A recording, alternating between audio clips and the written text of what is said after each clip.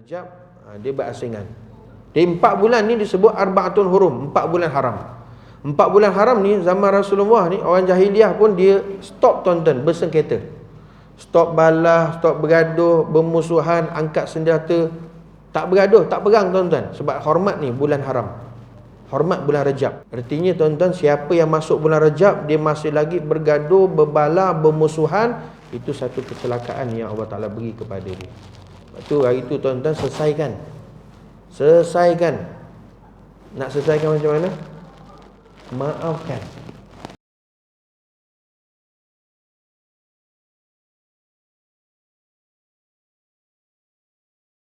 Bismillahirrahmanirrahim. Qala Syekh Musannif rahimahullahu ta'ala wa nafa'ana wa iyyakum bi'ulumihi fid dharain amin ya rabbal alamin. Qala Syekh Musannif rahimahullahu ta'ala wa nafa'ana wa iyyakum bi'ulumihi fid dharain amin ya rabbal alamin. Berkata Musannif rahimahullahu ta'ala, kita masuk kepada fasal tentang kenabian. Fasal nubuwat, fasal tentang kenabian.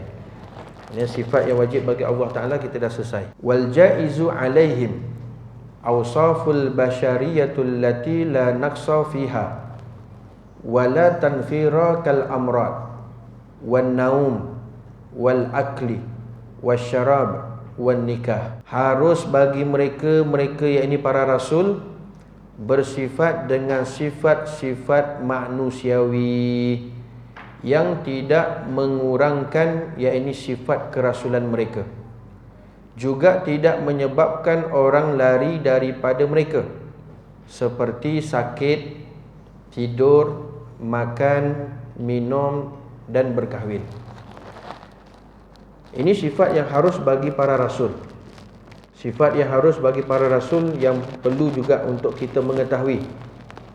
Selain daripada sifat yang wajib bagi para rasul, juga ada sifat yang mustahil bagi mereka dan juga sifat yang harus bagi mereka. Dan sifat yang harus bagi mereka yakni para rasul, iaitu bersifat dengan sifat basyariyah, bersifat dengan sifat kemanusiawan, kemanusiawi, sifat manusia. Basyariyah, sifat manusia. Daripada Nabi Adam alaihi salam sampailah Nabi Muhammad sallallahu alaihi wasallam, mereka ni para rasul Allah Ta'ala utuskan adalah di kalangan manusia, bukan di kalangan malaikat. Bukan di kalangan malaikat. Jika di kalangan malaikat, kata ulama', nescaya payah dan susahlah kita untuk menuruti mereka. Sebab apa? Sebab malaikat ini dia tak makan, dia tak minum, dia tak tidur. Malaikat dia bukan ada sifat basyariah, sifat manusia. La ya'sunallaha ma amarahum wa yaf'alu ma yu'marun. Malaikat dia sentiasa taat kepada Allah, tak pernah pun buat maksiat. Apa yang Allah Ta'ala perintahkan dia buat. Dia taat. Dia tak pernah ingkar. Itu sifat malaikat. Jika malaikat itu Allah Ta'ala lantik menjadi rasul, payah kita tuan-tuan, susah. Nak ikut sunnah tak makan tu, tak larat kita. Kita nak puasa je pun, Allah, bukan senang tuan-tuan. Bukan senang. Nak dapat puasa seminggu 2 kali pun susah. Nak dapat puasa sebulan 3 kali pun payah. Puasa sebulan 3 kali, puasa apa? Yaumul Baidah. Puasa sunat hari putih. 13, 14, 15 setiap bulan. Lepas tu ada 3 perkara yang Rasulullah SAW wasiatkan kepada sahabat dan juga kepada kita selaku umatnya Rasulullah SAW. Jangan tinggalkan 3 amalan ni. Yang pertama apa dia? Puasa sunat setiap bulan, 3 hari dalam setiap bulan. Pertama, puasa sunat tiap-tiap bulan, 3 hari jangan tinggal. Puasa sunat hari putih 13, 14, 15 Hijrah, bukan Masihi, kalender Hijrah. Kalender Hijrah ni lah Rejab, Syaban, bukan Januari ya. Tiap-tiap bulan, setiap bulan. Dan siapa yang melazimi dapat puasa sunat hari putih ni setiap bulan, insya-Allah hati dia bersih. Hati dia bersih, hilang daripada karat-karat kekotoran, sifat-sifat mazmumah. Siapa nak hilangkan sifat mazmumah dalam hati, baik hasad, dengki, tamak, riak, takabur, rajin-rajinkan puasa sunat 3 hari setiap bulan ni. InsyaAllah dia akan hilang. Hasad, dengki tu hilang, riak, takabur hilang. dengan amalan puasa sunat 3 hari setiap bulan ni. Sebab tu kata Rasulullah SAW, puasa ni dia apa? Junnah. Junnah apa? Perisai. Puasa tu dia perisai. Perisai tu apa? Sesuatu perkara yang menghadang. Kalau orang pegang tu dia ada perisai dia. Sesuatu perkara yang menghadang daripada dia terkena pedang ke, senjata yang tajam ke dan sebagainya. Jadi puasa tu insya-Allah dia perisai daripada salah satunya daripada terjangkitnya penyakit sifat masmumah. Itu Rasulullah pesan tu dengan sahabat. Yang pertama, jangan kamu tinggalkan amalan puasa sunat setiap bulan 3 hari ni. Apatah lagi tuan-tuan, kita dah berada di bulan Rejab. Bulan Rejab, salah satu amalan daripada yang jangan kita tinggalkan dalam bulan Rejab, sepanjang bulan Rejab, iaitu amalan puasa. Salah satu daripada amalan yang kita dianjurkan untuk kita perbanyakkan dan lakukan dalam bulan Rejab adalah puasa. Walaupun satu hari. Jangan tidak berpuasa walaupun satu hari dalam bulan Rejab. Kerana siapa yang dapat puasa satu hari saja dalam bulan Rejab, mana-mana hari, terserah. Mana yang dia mampulah. Itu je yang dia dapat satu hari. Itu lebih baik daripada dia berpuasa selain daripada bulan-bulan yang lain. 30 hari daripada bulan yang lain. Sebab tu besar tuan-tuan. Amalan bulan Rejab ni, siapa yang menggandakan amalan dia, memperbanyakkan amalan dia, mempertingkatkan amalannya dalam bulan Rejab, yudha'iful hasanah, pahalanya digandakan oleh Allah. Sebab tu bulan Rejab bukan bulan biasa-biasa. Jangan kita tak tahu dah masuk bulan Rejab dah. Berat tu tuan-tuan. Kita dah masuk dah awal bulan Rejab. Kalau masih tak tahu lagi, berat dah. Jangan tak tahu dah masuk bulan Rejab. Ulama tuan-tuan, dia nak masuk bulan Rejab ni tiap hari doa supaya agar mudah-mudahan kita dapat sampai bulan Rejab. Mudah-mudahan kita masuk dalam bulan Rejab dalam kebaikan. Mudah-mudahan kita masuk dalam bulan Rejab ni dalam keadaan kita dapat melakukan amal salih ibadah kepada Allah Subhanahu wa taala. Mudah-mudahan kita dapat masuk bulan Rejab ni dalam keadaan sihat wal afiat supaya dapat kita perbanyakkan amal salih ibadah kepada Allah. Tu doa ulama tu. Sampai dapat masuk bulan Rejab. Patutnya kita tertunggu-tunggu tuan-tuan nak masuk bulan Rejab. Kerana apa? Kerana untuk kesaksihan kita dalam bulan Ramadan bermulanya adalah Rejab ini. Untuk kuatnya ibadah kita dalam bulan Ramadannya nanti bermula ni Rejab ni. Artinya apa tuan-tuan? Rejab ni pintu dia. Bulan Rejab ni pintu untuk kita sampai nanti kepada Ramadan. Tak masuk pintu dia tuan-tuan, tak sampai. Ataupun salah masuk pintu sampai Ramadan, tapi tuan-tuan sama amal dia seperti mana luar Ramadan. Lepas tu hati-hati. Pesan ulama, hati-hati dengan bulan Rejab. Kalau masuk bulan Rejab masih lagi amalnya sama dengan amal sebelum ni, maka dia akan sama juga tuan-tuan, Syakban, Ramadan sama. Hati-hati. Biar kita masuk dalam bulan Rejab, jangan sama setiap amalan kita, pemikiran kita, keadaan kita, sifat kita.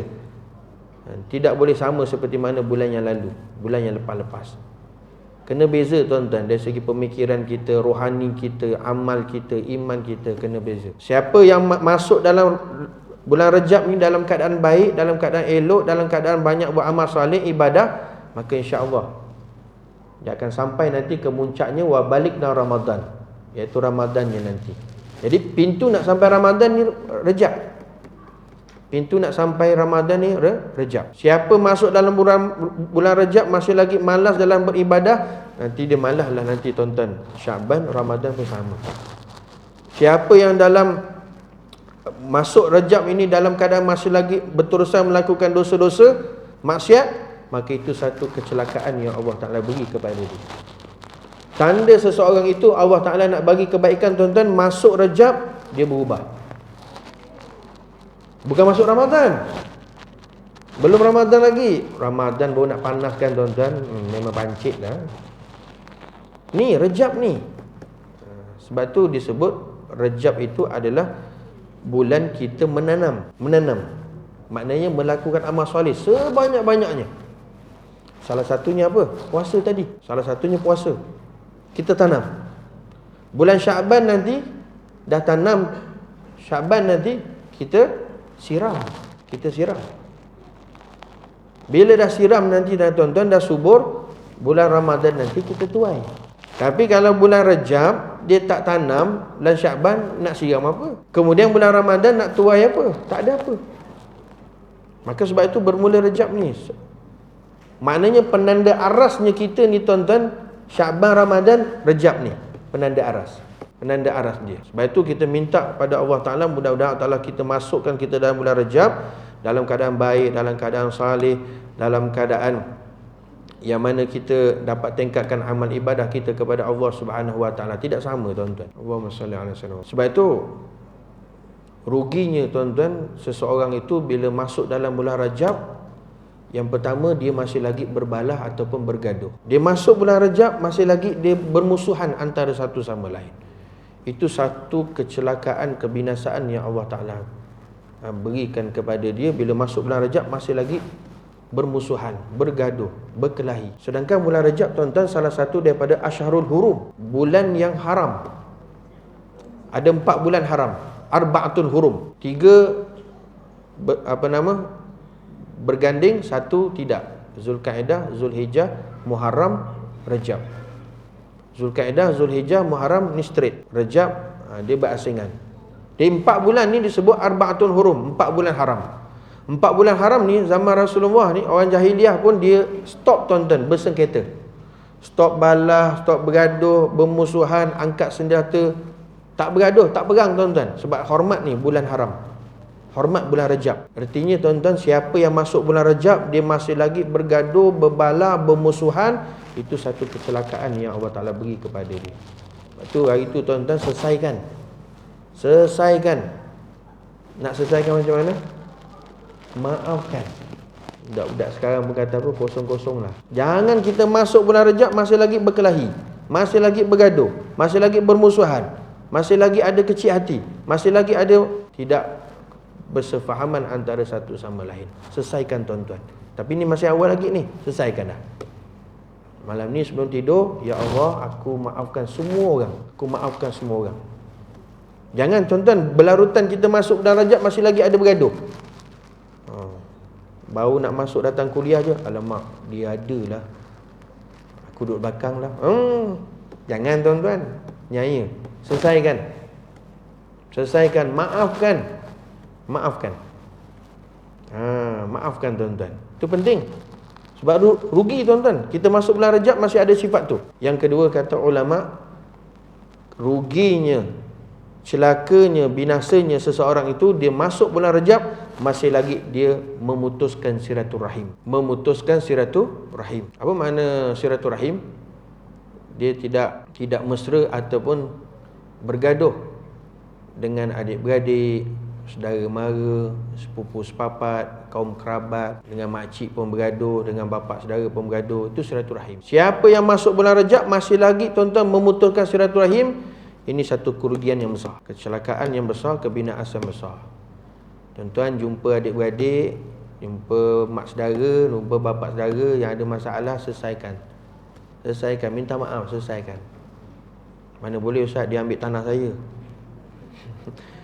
Abang ambil, adik ambil, bapa saudara ke apa, selesaikan tuan-tuan. Kita rebut harta pun dekat dunia pun nanti Allah Ta'ala tanya, segan kita. Engkau rebut harta, di dunia engkau rebut harta, tak boleh buat mati pun. Selesaikan tuan-tuan. Sebab tu ni perkara yang penting. Jangan kita masuk bulan Rajab apatah lagi berterusan dengan Syaban, Ramadan nanti masih lagi berterusan dengan kita putuskan silaturahim. Kita putuskan silaturahim. Kita tak mahu tuan-tuan bermasa muka berterusan. Ibadah, rajin pergi kuliah, rajin beramal, rajin istighfar, rajin puasa. Ya Allah, rupanya bergaduh, ada bermasa muka, ada putuskan silaturahim. Tak ada apa tuan-tuan, habis. Haba'an mansura. Semua tu jadi seperti mana debu-debu saja. Selesaikan tuan-tuan semua tu. selesaikan. Satu hari ada salah seorang daripada anak murid Habib Omar bin Hafiz rahimahullahu ta'ala bercerita, satu hari ada satu orang dia mengambil tanah ahli keluarga Habib Omar lah di Tarim, Yaman sana. Dan memang itu tanah Habib Omar. Memang geran pun memang geran nama Habib Omar di ujung kampung tu. Tapi ada satu orang dakwa tu tanah dia. Tu tanah dia. Bisinglah, kecoh lah tuan-tuan. Dia nak, dan itu memang tanah dia. Sampai pengetahuan kepada Habib Omar. Sampai pengetahuan pada Habib Omar, Habib, ada satu orang dia dakwa bahawa tanah Habib yang kat ujung kampung sana tu dia punya. Dia punya. Habib Omar dia dengar saja kan. Habib Omar dia kata tak apalah. Kalau dia kata dia dakwa dia punya, biarkan sajalah, bagi saja dia. Pada ketika itu anaknya ada. Kalau tak salah saya Habib Salim. Habib Salim dia kata, mana boleh ayah? Itu kan tanah kita. Mana boleh? Ini tanah kita. Buat apa pula kita bagi dia? Dan memang kita punya. Kemudian datang orang yang mendakwa tanah tu tanah dia. Dia kata, Beb, ni tanah saya nak. Oh, Habib Omar kata apa? Tanah kamu? Ya, tanah saya. Kamu nak? Ya, tanah kamu. Tunggu sekejap Habib Omar pergi dalam, tuan-tuan, ambil geran tanah.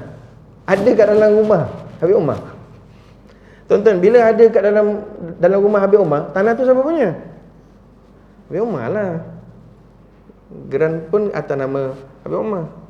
Habib Omar pun ambil geran tu kan, pun bagi kepada orang yang dakwa tanah tu tanah dia. Dia kata, ni tanah kamu Ya. Kamu nak? Ya. Tak apa, cuma gerannya ada pada saya. Ada pada saya, nama pun nama saya. Tak apalah, awak nak, awak ambil lah. Habib Salim kata apa? Ya, mana boleh macam ini, tak boleh. Ini memang nama-nama kita. Memang geran-geran kita. Kita punya. Kenapa ayah bagi? Kemudian Habib Omar bagi. Orang tu ambil terus. Kemudian Habib Omar kata apa? Wahai anakku, ijlis, duduk. Kita bergaduh pasal tanah, pasal harta di dunia.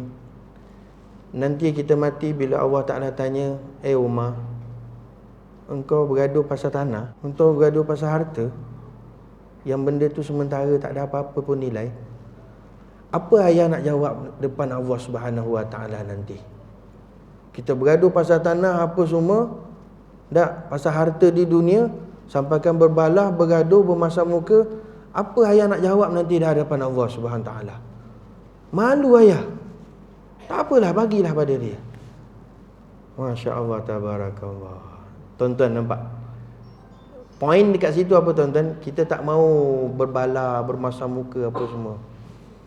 Tapi itu makam Habib Omar lah, bukan makam Haji Omar. Tapi jangan duk buat-buat tuan-tuan, nanti tak boleh tidur setahun. Benda ni bukan boleh buat-buat dah. Daripada hati yang bersih. Dunia, makhluk, jawatan, pangkat, harta semua tak ada. Tak ada. Bukan boleh buat-buat. Tak. Kita test lah. Siapa ada tanah, kita minta. Bukan boleh buat-buat. Nampak? Satu poin yang saya nak ambil apa dekat situ tuan-tuan, kisah tersebut ibrah. Hindarkan daripada perbalahan. Hindarkan daripada perkelahian. Hindarkan daripada permusuhan. Tak apa. Tapi tuan-tuan, bukan senang. Bukan senang dan sangat susah. Bukan senang. Tapi kalau betul-betul kita nak bahagiakan Rasulullah, maafkan tuan-tuan. Jangan sampai kita masuk bulan Rajab ni masih lagi memutuskan silaturahim. Bergaduh, berbalah. Itu sangat-sangat merugikan tuan-tuan. Dan yang ketiga kata ulama, ruginya bila mana dia masuk dalam bulan Rajab, dia mendapat kebinasaan, kecelakaan, dia masih lagi melakukan amal-amal yang buruk, dosa maksiat, dia berterusan, dia tidak berubah. Dia tidak berubah. Sebab tu ini perkara ni perlu diambil berat. Kalau berterusan 3 perkara ni tuan-tuan, kita masuk bulan Rajab, maka kerugian yang besar. Kerugian yang besar yang diberikan oleh Allah Subhanahu Wa Ta'ala kepada kita. Sebab itu tuan-tuan, Salah satu daripada amalan bulan Rejab ni kita perbanyakkan iaitu puasa tadi. Puasa. Paling tidak pun satu hari pun tak apa. Kita ada berpuasa.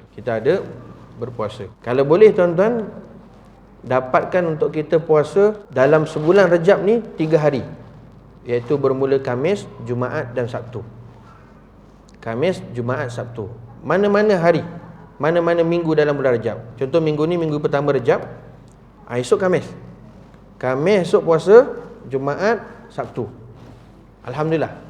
Dapat 3 hari ni, Khamis, Jumaat, Sabtu pun sudah memadai dah. Tak dapat minggu ni, tak apa, minggu depan.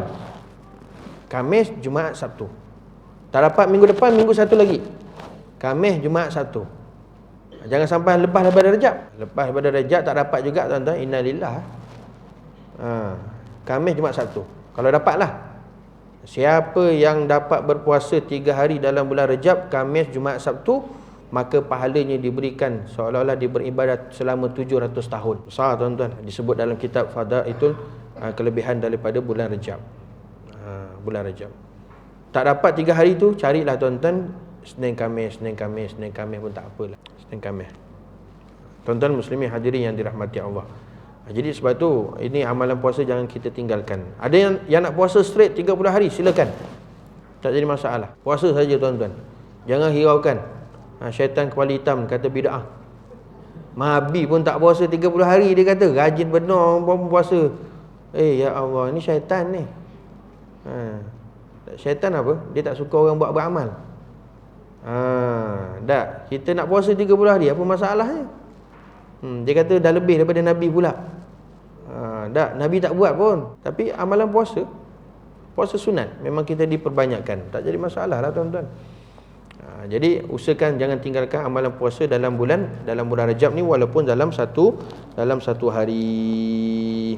Yang kedua tuan-tuan, sepanjang bulan Rejab setiap hari jangan tinggalkan istighfar.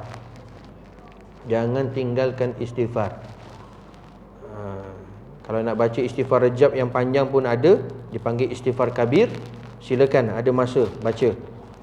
Kalau tak, baca istighfar saghir, istighfar yang pendek. Astaghfirullahalazim allazi la ilaha illa huwal hayyul qayyum wa atubu ilaih. Itu disebut sebagai istighfar saghir, istighfar kecil. Itu dibaca juga sebanyak 70 kali. Terutamanya kalau bagus tuan-tuan pada waktu sahur. Pada waktu sahur tu wiridnya istighfar tersebut, istighfar saghir itu dibaca sebanyak 70 kali. Ataupun tuan-tuan jangan tinggalkan istighfar kita 70 kali pagi, 70 kali petang tiap-tiap hari sepanjang bulan Rejab. Rabbi filli warhamni wa tub alayya. Rabbi filli warhamni wa tub alayya. Ni jangan tinggal 70 kali, tak banyak tuan-tuan. Usahakan dapatkan juga. Jangan sampai kita leka tuan-tuan. Usahakan dapat. Macam mana dapatkan juga 70 kali, tak banyak. Rabbi filli warhamni wa tub alayya. Rabbi filli warhamni wa tub alayya. Rabbi filli warhamni. Rabbi filli, ya Allah ampunkan segala dosa aku. Warhamni, ya Allah kasihanilah aku. Wa tub alayya, dan terimalah taubat aku. 70 kali pagi, 70 kali petang. Jangan tinggalkan istighfar. Kalau nak lebih banyak silakan. Kerana bulan Rejab ni adalah bulan istighfar. Bulan Syaban nanti lain pula. Bulan Rejab ni adalah bulan istighfar, bulan penyucian dosa-dosa. Bila dosa-dosa kita dibersihkan, diampunkan oleh Allah Subhanahu Wa Taala, itu yang terus tingkat amal ibadah kita masuk bulan Syaban, masuk bulan Ramadan. Kerana dosa-dosa ni dia pemberat, pembeban. Lepas tu tuan-tuan, istighfar jangan lekang, jangan leka. Kalau rasa nak buat 100, silakan. Nak buat 1000, silakan. Lagi bagus. Kalau nak baca istighfar 1000 kali satu hari, lagi bagus. 1000 kali. Astaghfirullah, astaghfirullah, astaghfirullah, astaghfirullah. 1000 kali. Itu lagi bagus, tuan-tuan. Banyakkan kita istighfar sepanjang sehari-hari dalam bulan Rejab. Adapun yang lain-lain tu silakanlah tuan-tuan, amalan tu ni kena teruskan. Baca Quran teruskan, sedekah tu teruskan, belajar tu teruskan. Tak? Jangan istighfar, sedekah stop, baca Quran stop, belajar pun stop. Kenapa Ji tak datang kuliah? Banyak istighfar tak? Tak, yang lain tu teruskan. Cuma ada perkara yang perlu kita utamakan pada yang patut kita utamakan. Bulan Rajab ni bulan istighfar. Banyakkan tuan-tuan, banyakkan.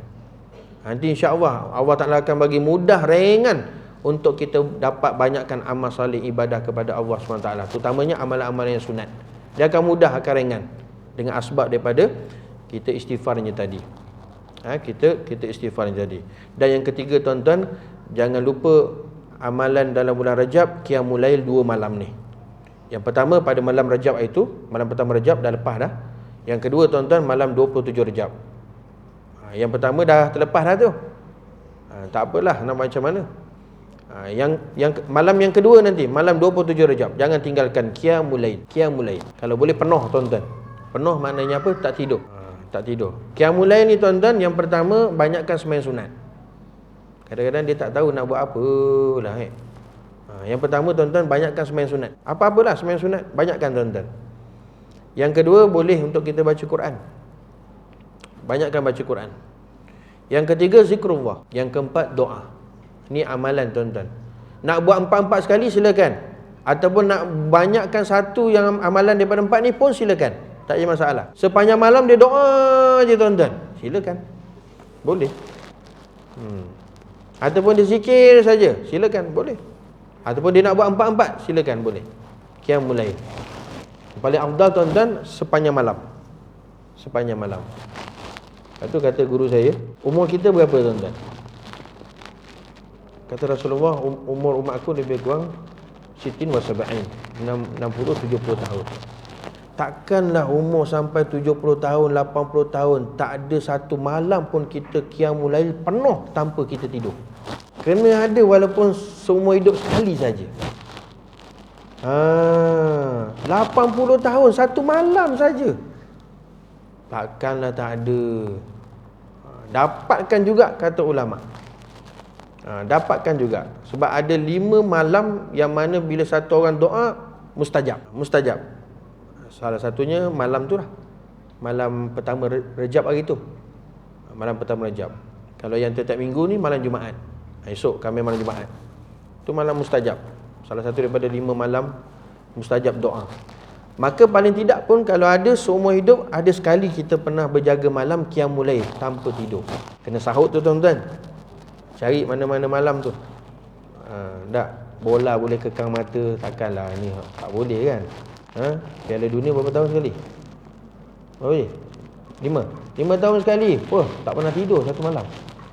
Tak ada tidur pun. 5 tahun dapat juga Ustaz. Amboi 5 tahun. Ini umur 80 tahun. Takkan satu malam pun kita tidak pernah berjaga Qiyamul Lail terus. Itu kalau dapat, itu yang paling afdal. Usaha macam mana minum kopi ke apa ke tuan-tuan, tak ada masalah. Saya pun depan ni ada 2 cawan kopi ni. Macam mana nak habiskan? 2 cawan kopi ni tuan-tuan. Kopi ni tak ada gula tak? Tak ada gula kan? Saya memang minum kopi tak ada gula. Kopi pahit. Kopi pahit. Memang tak ada gula. Minumlah tuan-tuan kopi supaya tak tidur. Tapi kalau tak dapat sepenuh malam, ambil separuh malam.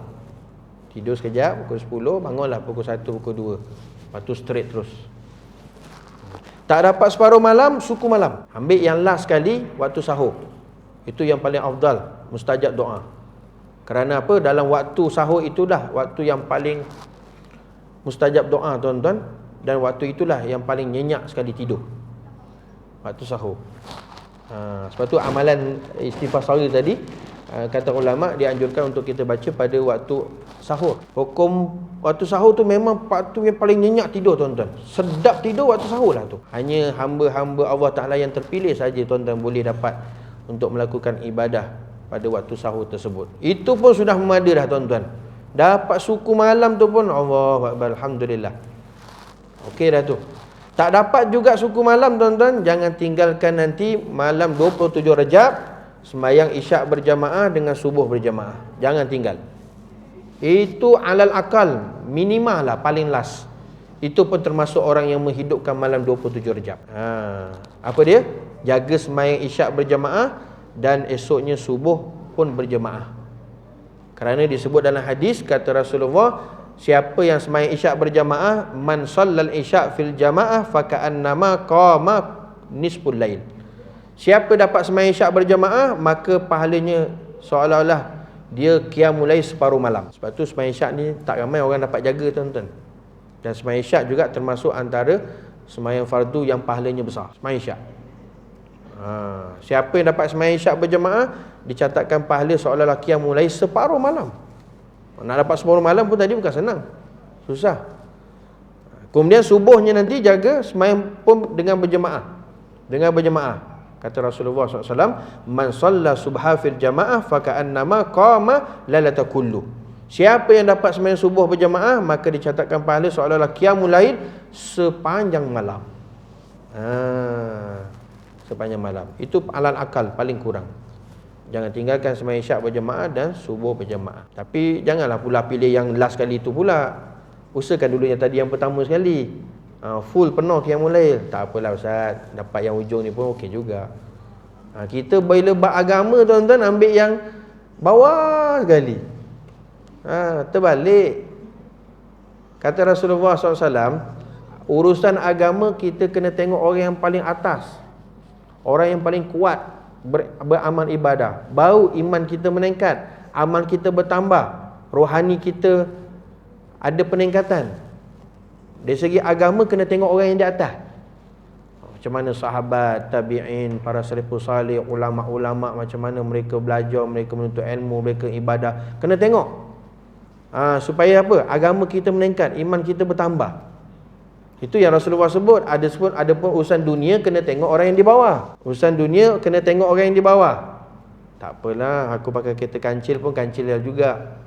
Tapi lampu bulat, tak dapat pakai lampu bulat kancil pun okey juga. Ada orang tak ada kereta, naik basikal, kiok, semayang masjid pergi, belajar dah sampai, naik basikal, tuan-tuan. Nampak? Urusan dunia, tuan-tuan, Rasulullah kata kena tengok orang yang di bawah. Bila urusan agama tengok yang di atas, urusan dunia kita tengok orang yang di bawah, urusan agama tengok orang yang di atas, maka kita ada sifat fastabiqul khairat. Kita akan berlumba-lumba.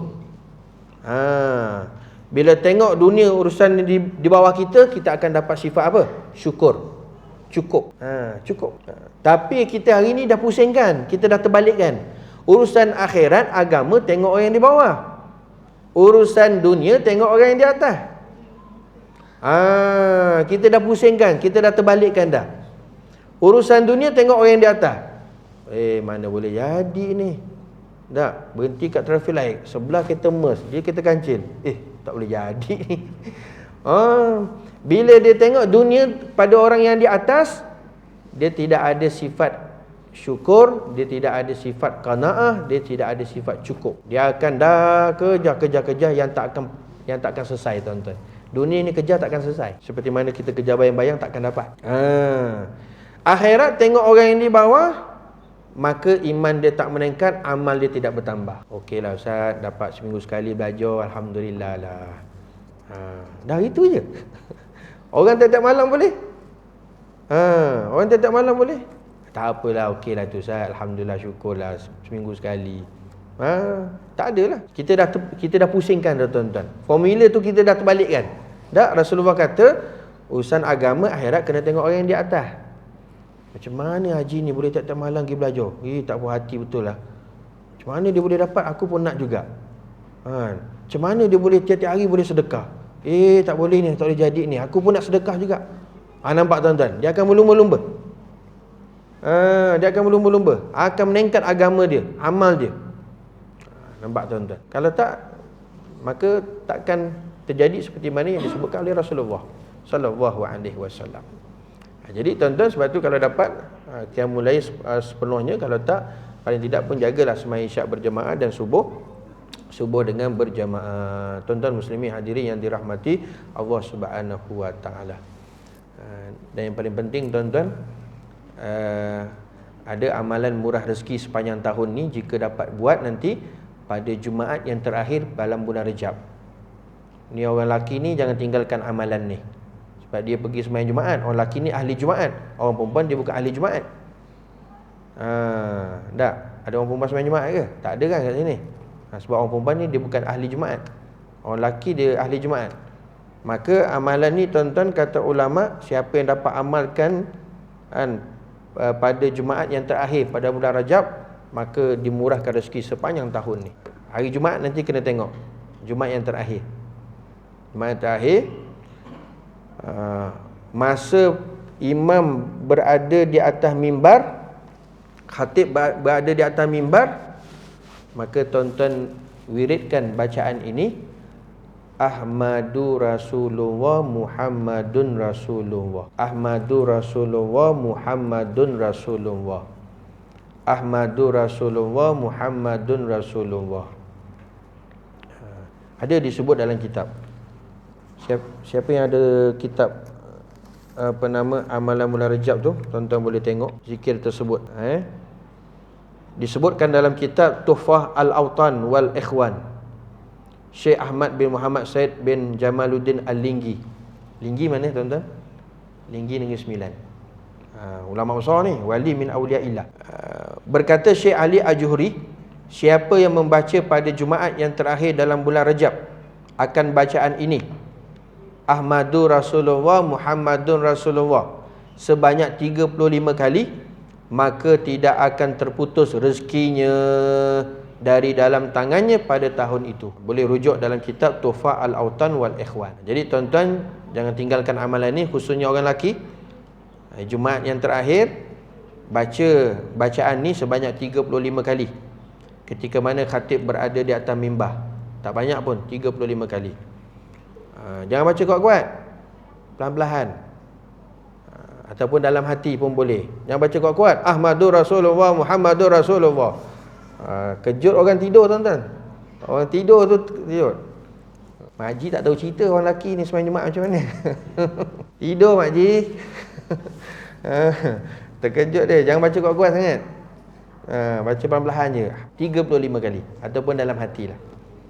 Dalam hati. Ambil peluang ni tuan-tuan, amalan ni untuk diamalkan insya-Allah di dalam bulan Rajab. Tuan-tuan muslimin hadirin yang dirahmati Allah Subhanahu wa taala. Ini yang disebutkan oleh kata Rasulullah tadi, antara 3 amalan yang jangan kita tinggalkan, yang dipesan oleh Rasulullah kepada para sahabatnya. Yang pertama ada puasa 3 hari setiap bulan. Puasa sunnah hari putih. Yang kedua kata Rasulullah, jangan tinggalkan setiap hari solat sunat witir. Witir jangan tinggalkan tuan-tuan. Lepas tu dalam bulan Ramadan kita ditarbiah untuk buat witir. Ramai orang tak tinggal tuan-tuan bulan Ramadan witir. Lepas Ramadan witir pun ditinggal. Tarawih tinggal, tarawih memang tinggal, tak ada. Witir pun ditinggal. Ma'asalama wa ila liqa', dia kata jumpa nanti pada tahun yang akan datang. Tak ada. Witir tu tuan-tuan, lepas Ramadan witir terus, tarawih berhenti. Tarawih berhenti, witir terus. Witir terus. Sebab tu di antara amalan muazabah. Amalan muazabah apa? Di antara amalan yang Nabi melaziminya dan ambil berat, solat sunat witir. Solat sunat witir. Maka jangan tinggalkan tuan-tuan. Setiap hari melakukan solat sunat witir, walaupun 1 rakaat. Walaupun satu rakaat. Yang ketiga kata Rasulullah dalam wasiat tersebut, kamu jangan tinggalkan sembahyang sunat duha setiap hari. Sembahyang sunat duha setiap hari. Jangan tinggalkan. Jangan tinggalkan. Fadilat kelebihannya sangat besar tuan-tuan. Sangat-sangat besar. Jadi ini 3 wasiat yang diberikan oleh Rasulullah kepada sahabat. Kata sahabat, setelah mana aku mendengar wasiat tersebut daripada Rasulullah, aku tak pernah tinggalkan amalan tersebut. Apa dia? Solat sunat witir tak pernah tinggal, puasa 3 hari setiap bulan tak pernah tinggal, sembahyang sunat duha tak pernah tinggal. Ini amalan yang dapat mengangkatkan darjat seseorang. Tuan-tuan muslimin hadirin yang dirahmati Allah. Kerana apa? Kerana itu ditunjukkan oleh Rasulullah. Kerana Rasulullah itu sifatnya adalah sifat basyariah, sifat manusia. Jadi kita pun boleh follow. Bukannya malaikat di kalangan Allah Ta'ala lantik para nabi, para rasul di kalangan malaikat, tapi di kalangan manusia. Sebab itu apa kata Allah Subhanahu Wa Ta'ala, bahawa Rasulullah sallallahu alaihi wasallam tu adalah bashar, manusia biasa. Ana basyarum mislukum, aku manusia seperti mana kalian juga. Ni ramai orang gagal faham dekat sini tuan-tuan, bahaya. Memang Rasulullah SAW menyatakan aku manusia seperti kalian. seperti kalian. Maksudnya tadi apa? Sifatnya apa? Seperti mana sakit, tidur, makan, minum, berkahwin, pergi pasar, berjalan, apa semua, itu sama. Tetapi kena ingat bahawa manusiawinya Rasulullah, basyariahnya Rasulullah tidaklah sama dengan manusianya kita, basyariahnya kita. Ya, manusianya sama dengan kita, tetapi kemanusiaannya Rasulullah tak sama. Muhammadun bashar la kal bashar. Nabi SAW itu bashar, manusia, tapi tak seperti mana manusianya kita. Itu kena faham betul-betul tuan-tuan. Kalau kita faham tentang ni, insya-Allah kita sentiasa memuliakan, mengagungkan Rasulullah sallallahu alaihi wasallam. Walaupun ada orang mengatakan, jangan lebih-lebih daripada Rasulullah. Jangan mengagungkan Rasulullah. Jangan selawat banyak-banyak, nanti puja pada Rasulullah. Itu dia tak faham. Dia gagal. Tu syaitan kepala hitam tu. Dah. Jangan buat maulid setiap minggu, setiap bulan. Itu dah agungkan Rasulullah, dah lebih-lebih, dah puja dah. La haula wala quwata illa billah. Kesian tuan-tuan. Sebab apa? Dia gagal faham dekat situ, mana dia tidak akan capai kepada tahap untuk memuliakan, mengagungkan Rasulullah sallallahu alaihi wasallam. Ini bahaya tuan-tuan. Sehingga kan mereka akan beranggapan bahawa Rasulullah tu manusia macam kita biasa. Apa yang kita nak ikut sangat? Apa yang kita nak agungkan sangat? Sama je macam kita. Nauzubillah tuan-tuan, bahaya. Sangat-sangat berbahaya. Sebab itu kena faham basyariahnya, manusiawinya Rasulullah, ya, sama sifat-sifat manusiawinya kita. Tetapi tidaklah seperti mana manusianya Rasulullah, seperti mana manusianya kita. Ada kemuliaan yang Allah Ta'ala beri kepada mereka. Walaupun para rasul, termasuk Rasulullah ni, mempunyai sifat basyariah, manusianya sama dengan kita, la naqsa fiha, sedikit pun tidak mengurangkan sifat kerasulan mereka. Walaupun Rasulullah makan, kita makan. Rasulullah pergi pasar, kita pergi pasar. Rasulullah berkahwin, kita berkahwin. Rasulullah minum, kita minum. Maka itu tidak mengurangkan sifat kerasulan. Sifat kerasulan bagi mereka, tidak menurunkan darjat mereka. Tidak turunkan tuan-tuan. Juga tidak menyebabkan orang lari daripada mereka. Ini kepada para rasul, supaya kita dapat memahami. Adapun sifat manusianya Rasulullah, para rasul ni, itu adalah sifat harus bagi mereka. Harus bagi mereka. Rasulullah tidur tak? Tidur. Kita pun tidur. Tapi tidur Rasulullah tak macam kita. Tidur Rasulullah, kita pun tidur. Rasulullah tidur pejam mata, kita pun pejam mata. Tapi hati Rasulullah tak pejam. Kita mata pejam, telinga pejam, hati pun pejam. Itu yang kita tidur mati namanya. Bom jatuh pun tak bangun. Itu kata tidur mati. Rasulullah tidur, mata pejam, hati tak pejam. Berjaga tuan-tuan, supaya kita faham. Adapun yang makan, minum dan lain-lain semua itu adalah menunjukkan sifat yang harus kepada mereka. Wa ma talabbasu bihi minal umuril mubaha laisu fiha kaghairihim iz hiya qurbatun fi haqqihim.